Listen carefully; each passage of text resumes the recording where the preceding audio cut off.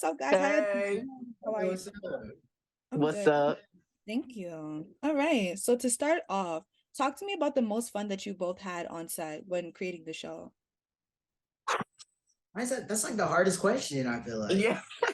Every day is like a damn amusement park. It's like it's so much happening. Like, one day specifically was like showing up to set and like, you're like, damn, like it's like 7 p.m. But then you get there and I'm like, am I on the right set? I felt like like Batman or something. You have all these crazy, things going on, and then you're just like, damn, like I'm really here, and we're just riding through Oakland in a car, talking, having fun.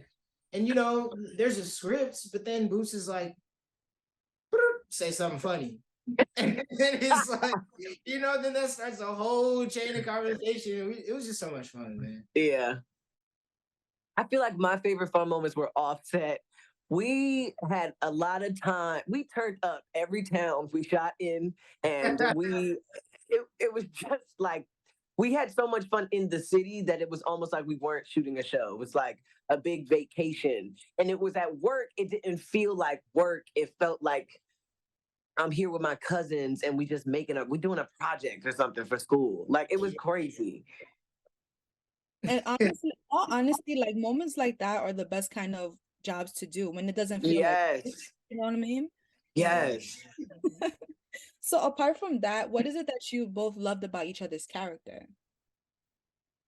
Wow. Cat was my homie. I was jealous of his jacket. He had a fire jacket. Had the car. He's the guy. He's the guy.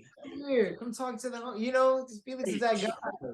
Everybody You're knows. the guy. We always was in your room. You had a cool room. Like everything you did was so creative. You Himothy, like. You're hilarious. Y'all give each other the flowers and showing the love, and I'm here for all of it right now. All of it, all of it. And of course, I have to ask, are you guys interested in zodiac signs? Absolutely. Okay. Yeah. So talk to me. What's the biggest misconception about your sign? I think everybody tells me Leos are self-centered. And so are you. So is everybody is self-centered. That's what I say. I want y'all to know it's not just the Leos. You think that I'm supposed to do something that you want to do for you, which is you being selfish. And then you telling me I'm selfish because I don't want to do something that has only to do with you. That's giving you're not sharing. So that's what I want to say. I'm a Capricorn, and I've met people are like, oh, Capricorns are very like type A. If it's not their way, then it's the highway. And I'm not gonna lie, it's not the biggest misconception. I think the greatest thing you can do is to all my Capricorns listening out there. What they're saying about us is true, but have some level of like self-awareness to not really fulfill those prophecies. You know what I mean? Fulfill it a little bit differently. At least that's what I do with that. Yeah. First and foremost, Brett, I am an Aries, so shout out to the fire signs. Wow. Shout out to the fire signs. You already know. Y'all are cool. I have no problem with Capricorns. Y'all cool. Y'all are cool. What you about to say? Nothing crazy. I thought you were about to. No, I'm showing love to the Capricorns and fire signs. You know what I'm saying? So... I don't know. The hands was not in the heart when she said it, so it was like seen that happened. Yeah, I did notice that, Allius. Oh my gosh, not y'all clocking me. Y'all gotta stop. Y'all gotta stop. It's both ways, man. So, what would a self-care day look like for you after looking after your son, who is like 13 feet tall? He's huge, you know. Yeah, I mean, I love La Francine for having the courage to keep going and to believe that she can help him become the leader she believes he's meant to be. And but it's like a huge task. It's an insane concept, the idea that you've got this really different kid on your hands. But I suppose, it's a bit of a metaphor, and we all as parents, I think, believe our kids are special and different somehow. And how do you keep that intact, and how do you protect it? And I think that's one of the things that she has to really work work out. I think she's a bit overbearing, and the decision to keep him inside for the next 21 years is a little nuts. But I get it in that it's scary to think that the world that they're walking into, are they really prepared and ready to handle it? So I think that's the sort of stuff that she has to like navigate, and I very much relate to that as a parent myself. And working within the genre of the dark comedy, what's something that you've learned about it working as an actress? Working with the dark comedy? Yeah, within this genre. Yeah. I mean, you're as good as your scene partner, I guess, is the thing that I've learned, and I've been lucky to work with some really talented people on this show. Mike Epps, who I've worked with before on a film called Sparkle. So I kind of like, knew what to expect a little bit from him. And Jharrel Jerome, who's like incredible, like super just sharp and really, really, really worked out physically who this kid was going to be. So you'd see him just walking around, and you'd immediately have a sense of what the character was going to be. And then some really funny young actors like Brett Gray, who I think is hilarious. And so there's, the opportunity to sort of like work with good people that could keep you at your best, and work on the comedy of it all and the darkness of it all at the same time, becomes a lot easier. Mm-hmm. And within the show, LaFrancine boasted about being a Gemini. So what's something that you love most about that sign? Or if you could just talk to me about your own, let me know. Oh God, I don't know. I don't know anything about signs. And I don't know any Virgos. So I don't even know what a Virgo's going to be. And come to think of it, I don't know any Geminis either. I'm a Libra. I know that's a cool sign. Yeah. I'm on the cusp of Scorpio though. So there are days that it's a little tricky. But yeah, I mean, I think this is, yeah, he's damn, I have to have a better answer for that, because that is what the show is called, and that is of course what people are going to be interested in, the whole star sign thing of it all. I forgot about that.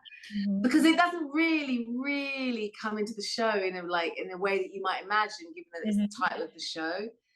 But that's, I think Boots just messing with us all a little bit.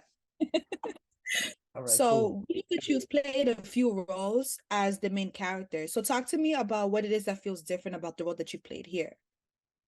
Well, he's 13 feet tall, so that's definitely probably the biggest difference. I don't know. I think Cootie is in a lot of ways relates to a lot of the characters that I've played before, where there's this naive energy behind a tougher shell. I think when Cootie steps outside, you're probably scared first. He's he's huge. You might think he's tough. He has this villainous quality to him, but really he's just a big teddy bear, and he's super soft spoken. And so treading that line between the naivete and then the confidence of I belong here. I think is something that I've gotten to do before, but this time around, it was very different because this is just such a creatively different story. I mean, when you look at what it's about online, you're already like, what the heck? And so I think there's just a beauty in how different that is. And speaking to your character playing a 13-foot tall man, how did the filming process look like for you? The filming process was very challenging. Boots wanted to stray away from CGI and special effects, so we shot everything practical with forced perspective. So that means I had miniature little set pieces. They built a big 13-foot tall doll version of me, and then 6-inch dolls of my other scene partners. So it felt very real and very visceral. And Boots set it up that way so that the audience can really stay a part of it. The show's about a 13-foot tall man, which is pretty unrealistic, but it feels very real, and there's a lot of reality within it, and it comes from how Boots envisioned it. And since we're on the topic of Boots, what was it like working alongside with him to bring about the show? I mean, it's incredible. I'm not sure if I'll ever work with anybody like Boots again. He's by far the most eccentric, creative that I've met. And the beautiful thing about Boots is that not only can he come up with such a grand idea, he knows how to execute it, and he knows how to bring people in to help him. And he's a great captain of a ship. And I'm grateful for him. He emailed me personally saying that he wanted me to play the part, and he had me in mind from day one. So I'm grateful that he brought me in and let me executive produce, let me build it up from the ground up. Mhm. That sounds awesome to hear, Yeah, seriously. yeah, it's dope. It's dope. And apart from acting, we also know that you've kind of been in your music producing bag lately. Oh, So yes, I have. out of curiosity, what kind of soundtrack would you produce for this series? Oh man. I would honestly stick very close to what Boots has done. I think he I think the show needs music that is very quirky and off and weird, and the soundscape should feel like sounds we feel like we've heard before, but we haven't. And I think he did that. Tune Yards did an incredible job at making the score. I would also just put a ton of Bay Area songs in there. You know, it's all Oakland based, so I'd Yeah. have to get E40 and the whole group back and put them all over the soundtrack. What does the creative process look like when filming a dark comedy? It looks like, well, when filming this comedy, I would say it looks wildly unique. Because of the forced perspective, Boots wants everything in the show was filmed as practical as possible, meaning there's very little computer effects. It's real sets. It's actors in scenes together, even when it's a 13-foot tall man and a 5-foot tall actress. They're in the scene together, right? So you walk around the sets. It is a handmade work of a visionary artist. So all the sets have their dual sets, meaning there's normal size, then there's either a giant version of it or a smaller version of it. It's super tactile, physical, everything you can touch. And so part of the way make this kind of completely wild visionary world real and accessible and exciting to an audience is make it real. Don't make it fake. Don't rely on CG to do it. Like, make it for real. And so for the audience at home, they get to enter it alongside the actors. So with making it real, how often would you say creative changes would happen to bring about the final product of the show? Oh, I mean, once you're in, Boots is a brilliant director, and he worked so closely with his production designer, Max Ogle, and Deidre as costumer. So it's hand in glove, so as you're figuring out how to do it, you're designing it, you're conceiving it, it's informing how you're blocking, meaning where you're placing the actors. So it's all one experience, it's the truth, so the making of it, you can't separate from the writing of it. And then, but that's Boots's genius, it's the truth. And can you talk to me more about how it was like to be able to collaborate with him on the project as an EP? Yeah, Boots is an incredible human being. As you can tell from the show and from his film, he's in touch with his inner child as an artist and as a human being. So when you're working with him, he's always challenging you, he's inspiring you, he's going the next level, right? So when he pitched this idea to us for the first time, it was mind-blowing. When you read the scripts, there's always some move that you would never, no one else on earth but Boots Riley would have come up with, and doing what I do, and doing my job or being the audience. I try to be the audience, right? So we see so much that's familiar, so much that's expected. I think we're all dying to see something that's really different and new, but meaningful, right? It's not novelty for novelty's sake. This is novelty and innovation for kind of biggest reasons possible. Like, he wants you to show you a world and reality that could be, and so that's awesome, and that kind of gets everyone inspired to get up and do their jobs every day. And for me and for my team at Media Res, our job is we're in service of Boots. We're trying to help him get his vision on the screen. So So when you read this stuff, you're both totally dazzled by it, and you're like, oh my God, how are we going to pull this off? And then, to be honest, as producers, then you also get to learn. There's a lot of, the way this show is made, there's a lot of lost art in it. Hollywood used to make things more by hand. Now it lies in the computer more. So we all got to, in a way, get re-educated on some of the old ways things get made and see how kind of vibrant those ways still are. Let's start out our interview with Kara. And since Olivia brought it in anyway, we want to congratulate you on your Tony nomination.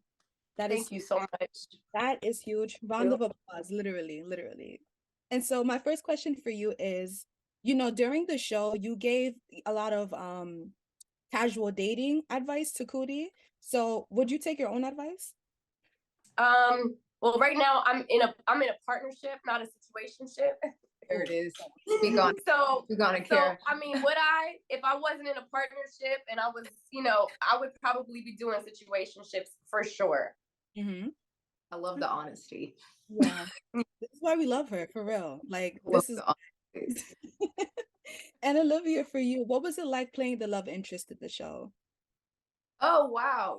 I think what I liked about this character is she's not just a vehicle for his exploration. I think she's a vehicle for her own exploration. And I found that to be quite different in the way that Boots decided to create this, not only this world, but this character. So I found it to be quite fulfilling, not to just be supplementary to his, coming of age, but them actually being complementary in each other's coming of age.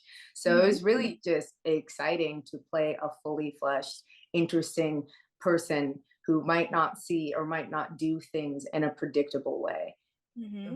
And speaking of Boots, what was it like for the both of you? What was it like being able to work alongside with him?